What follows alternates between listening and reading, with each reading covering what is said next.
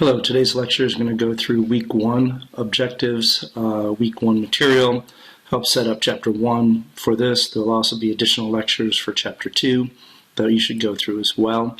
It is always helpful to stay current and even get a little bit ahead of time because it'll help you do better in this class. Objects first with Java, practical introduction using BlueJ. The book that we will be using is the one given in the class, Objects First with with Java, Practical Introduction to BlueJ, 6th edition from David Barnes and Michael Colin. These are just general keywords or buzzwords that are popular with this class. We will cover all of these at some point throughout the course.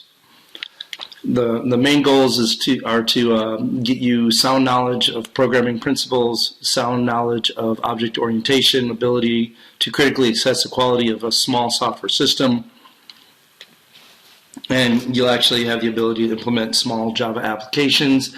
These would be typically command line driven or similar. There's a lot of very good information throughout this class. It will get you primed to the point that you could lead a team, understand core Java, and understand more about it. Other concepts like J2EE or JSP are beyond the scope of this class. The book, as mentioned earlier, is right here. Please take time, make sure that you have the book since assignments will come from it. Overview of the course. We're going over objects classes, what the difference is between them, understanding class definitions, object interaction, etc. You can read through this just as well as me. There's nothing that's overly difficult if given the proper amount of time. Other things that we'll cover are inheritance, polymorphism, extendability or extendable, flexible class structures, handling errors, and designing applications. In my opinion, designing applications are among the most important topics here because if you have a well-designed application, then you have a better overall system. Most systems run into problems when they have bad design and bad requirements, and all the coding in the world won't fix that.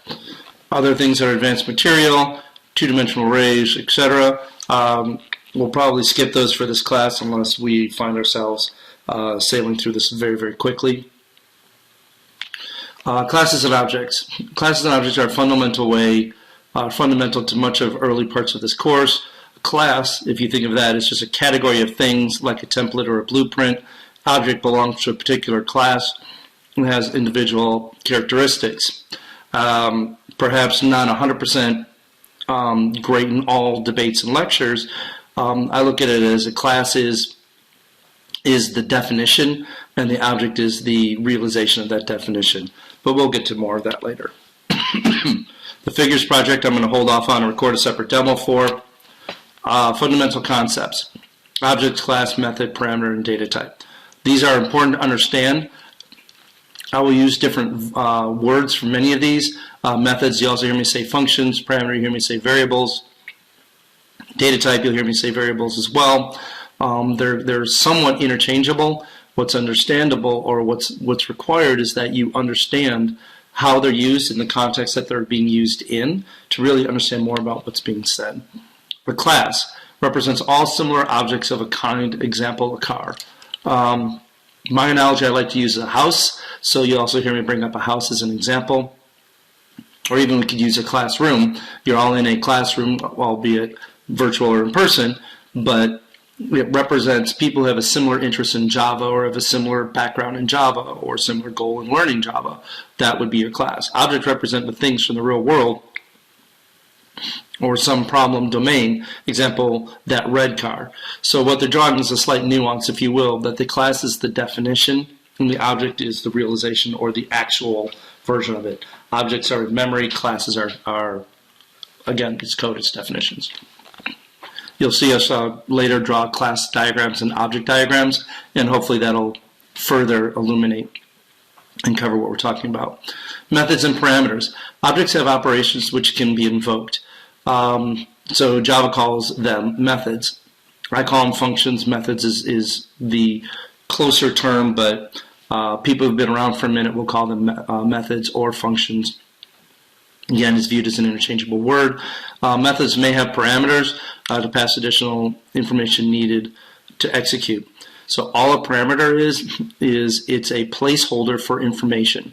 You can have 0 or more of them for a method, and when you try to run that method, or what people say call that method, that's when you would send in or pass in those additional bits of data or information. Again, you'll see an example of it in a little while. This is just overview. Other observations. Many distinct instances can be created from a single class. Each version of it is an instance, one that's created in memory. An object has attributes, values, stored fields. Again, you're going to see that objects and classes look very similar, and then you have instances, which is each version of that. The class defines what fields an object has. So again, it's source code, or it's a definition in the state of the object. So in this case, they're showing state. State is nothing more than a collection of all the values of a particular object. So when you think about the state of an object, in this case circle, it's giving you that information. If I had another circle with a different diameter, the state of that circle would reflect all of these values as well, but each one can be unique to each instance of that object. So this is kind of a tough idea, but if you think about it, state is nothing more than the values filled in for a particular object. It's very straightforward. You don't have to overthink it. Just run with that little bit. State changes, and the state only exists while the object is in memory. Once it's removed from memory, all the values associated with it are typically gone. Here is an object diagram. Excuse me. They have this particular class. It has an object here and an object here. And this is the state of each object. So these are objects or an instance of this class. Technically not an object diagram like I said a moment ago, but for conversation, we'll go ahead and continue to work with that. But here is an object, here is an object. They're both instances of circle. And you can tell that by this is the instance name of this particular class. Source code. Each class has source code associated with it. It defines its details. Same thing I've been saying earlier. Source code is written to obey rules of a particular programming language. In other words, if you're using Java, it's a Java-based class. We will explore this in more detail in the next chapter, in Chapter 2. We'll go through it. Return values. This void is a concept that people will struggle with. Void means return nothing back. So in a sense, it's not really a data type, but it's just saying that nothing is going to come back, so waiting for it won't do you any good. In fact, it should create a compiler error. Otherwise, you can return a result via return value. In other words, at the end of a method, you have a command called return, and next to that is the value that you're going to send back to whatever called this. And remember, you have code, and that code can call other code.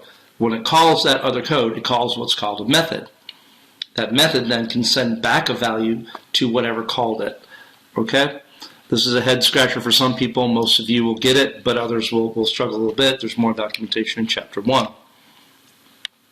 Non-void data types we already talked about, more to come.